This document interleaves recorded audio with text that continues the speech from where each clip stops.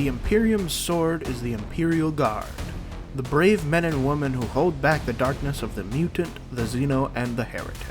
But what is a man to do when the sword breaks? What can be done if the horrid traitor sons of the Emperor show their faces? If an engagement barely being won is just the spear tip of an entire orc war? If on a blighted mire, the guard's dead begin to stand once again? Then, my friends, then we must put our trust in his angels. They are his finest warriors, those men who gave their lives to him. In great armor they stand firm, and with the mightiest weapons, tactics, and strategies they purge the filth of the Xeno against the Imperium. With grand machines, they run over the blight of chaos with the faith of the Emperor himself. They are his.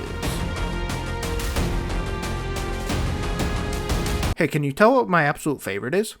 Yeah, it seems to be a little bit of an unpopular opinion in the community, but if you ask me, the vibe of your average Space Marine is so much cooler than your average Chaos Space Marine. Sorry, not sorry to goth kids who shop at Spencer's.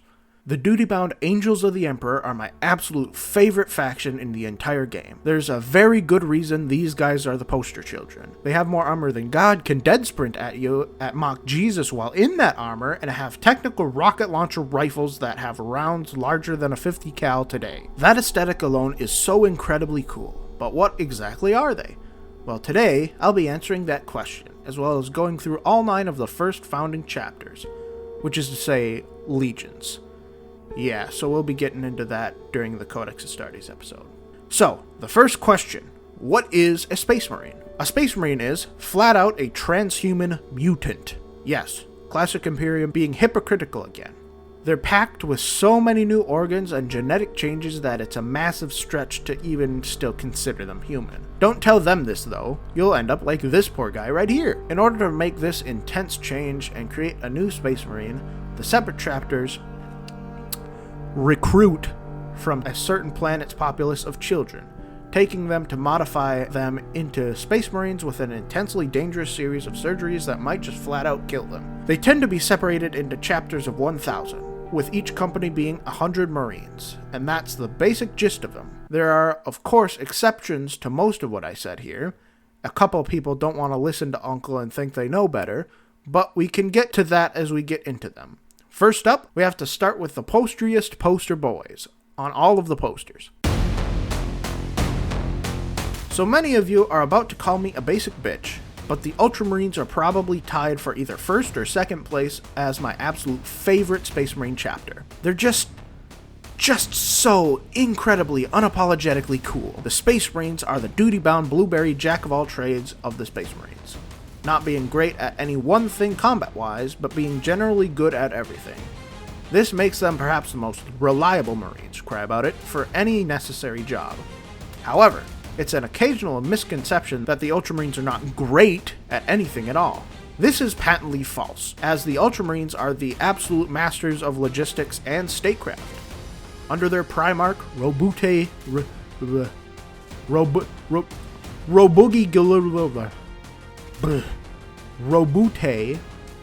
Under their Primarch, Robute Guilliman, who is also the author of the Codex Astartes, a section of the Imperium was created with factually the best conditions for your everyday person in the entire Imperium.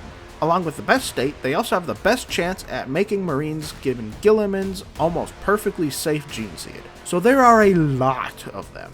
Throw a dart at a board showing all the chapters and you have most likely hit the heraldry of an Ultramarine successor. They're reliable, they're extremely deeply depressed, and they're just so great. What's so funny to me is that there are probably people out there who are mad these guys weren't first. Oh well, suck it, Dark Angels. Just kidding, you're great too. The Dark Angels chapter of Space Marines, quite proud of being the first found legion in the Great Crusade, are the secretive, shadowy order of genuine Knight Space Marines. Not Knights Templar, those guys will be an entirely different episode.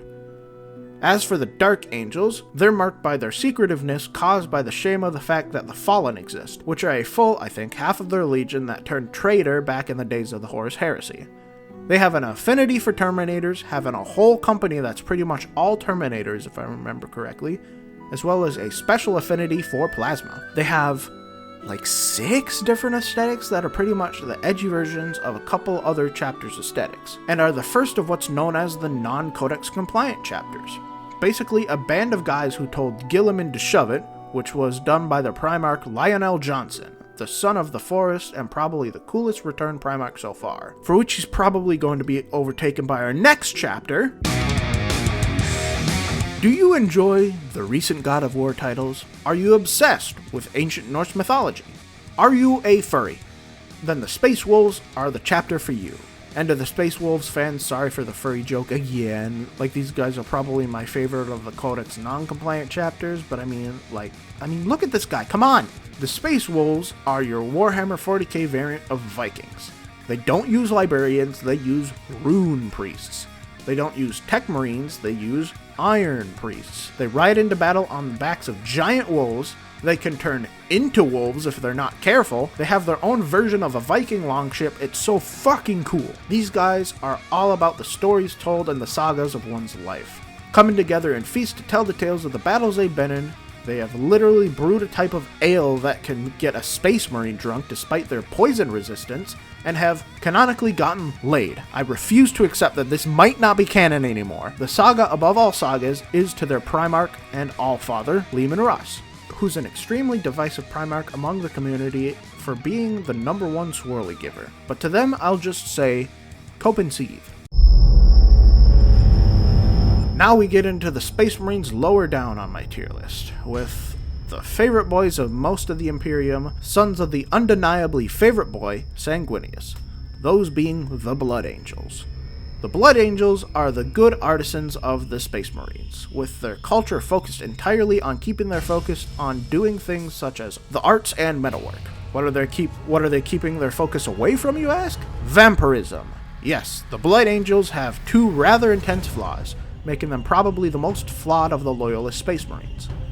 These were the Red Thirst, that's rather self-explanatory for a vampire, and the Black Rage, when a Blood Angel will hallucinate that they're at the very moment of Sanguinius' death as Sanguinius, fighting Horus. And indeed, everyone around them is Horus, flying into a blind rage and murdering everything around them. Basically, they have the worst issues stemming from a rivalry between uncles, which can sort of also be said about the Primarch of the next Legion. Here we have the Edgy Brothers, the emo kids constantly writing gothic poetry with the early 2000s emo hair swoop. Yeah, they're just a little bit cringe. They're the stealthy Space Marines. Yes, you can stealth a tank in this case because they're legitimately hard to see, even when you're looking directly at them. Their whole deal is, due to their Primarch Corvus Corax's planet, a hatred for authority and liberation of people. At least, from things that aren't the Imperium. This whole juxtaposition makes their whole vibe very confusing, and their Primarch suffers a ton from stupid name syndrome. But they've got the vibe points from their style to help with that. Something that's also true about the next chapter. The Iron Hands are so underwritten. It's so unfortunate, but they definitely do have their place. The Iron Hands come from the planet Medusa with the vibe of the weak should fear the strong, or more accurately, the weak should serve the strong. They are cold and calculated, unfeeling and mechanical, making use of many machines of war and indeed even replacing their own limbs with machinery, much like the AdMech. This was once lamented by their Primarch, Ferrus Manus, whose philosophy actually was about the strength in humanity and to train your body to match the strength of the machine. But before he could make that his legion's culture, he was cut short by Fulgrim, really knocked down a peg in life. Fulgrim really got ahead. But while the chapter of the Iron Hands really suffers from a lack of personality carried completely by its visual style, we move on to a legion whose personality and vibe are both so extremely loved by the community that so many new people dive right into choosing them when making their first homebrew chapter. And now we get to one of the 2 legions that's solidly tied for first place, and only first place for me. The Ultramarines bounce from being tied for first or tied for second, so they don't count. The huggable flaming fellas, the Salamanders. The Salamanders are in a bit of an interesting place in 40k. They're the weapon forging artisans similarly to the Iron Hands, but without making it their whole personality or using vehicles as much. They're kind of terror troops, very specifically for enemies of the Imperium, because they mainly use flamethrowers and other fiery weapons, and despite all this, they're genuinely the kindest Space Marines, which seems to irk people in the community a bit, which is something I will rant about in their own video. Not here though, I don't want to leave out the last two legions. Their Primarch is the tallest, naturally tallest, Primarch Vulcan, the most human of all the Primarchs, and someone who, had it a bit rough during the Heresy, which is something that can't be said about the Primarch of our next legion. If the Space Wolves are the Norse Vikings of the Imperium, the White Scars are the Mongol Raiders, and I love them for it. Firmly second place along with the Ultramarines sometimes. They're free-spirited, speeding warriors, as they were encouraged to live freely and do their job of protecting humanity with honor and a joy in battle, causing them to even laugh as they speed along on their Outrider bikes. They're often unrivaled swordsmen, much like their Primarch Jagatai Khan, who's gotta be the funniest Primarch. He's lighthearted, sassy, wise, and actually was looked down on occasionally by his brothers because his planet was still really a feudal world when he was found. Full of odd ideals with honor and glory that weren't the same as most other planet honor and glory. His mantra in the community is make memes about them until they cry, then make memes about them crying, due to some incredible quotes he had against Fulgrim before the Heresy. And finally, someone else who is praised endlessly by the community for his incredible quotability, despite his dry personality, is the Primarch of our next topic. The Imperial Fists are probably the most solidly first-place Legion of Space Marines that I have. Every other Legion I could lose interest in and they would fall down the list. But the Imperial Fists will never give up their position in S tier. Whereas the Ultramarines are the greatest logisticians in the Imperium, the Imperial Fists surpass them, in my opinion, as the most Space Marines in their sheer duty and honor. They're masters of defensive tactics. If a line is picked, it will be held, as long as there is still Imperial Fists alive to do so. They use the humble bolt gun, most of all, and their Primarch Rogaldorn is the true master of defense in all of the Imperium. Stalwart and immovable, he created the very Imperial Palace of Terra that held off the traitors so long ago. They are fucking awesome, and they are truly his absolute finest. And with that, that's all I got for today. I hope you guys don't mind the wait that this took to actually make. Like I said, work was really rough this week, but thank you all so much for watching. I really appreciate the support I do get. It's really heartwarming seeing my hard work go noticed. So thank you all so much for watching. I hope you all enjoyed, and I'll see you all next time.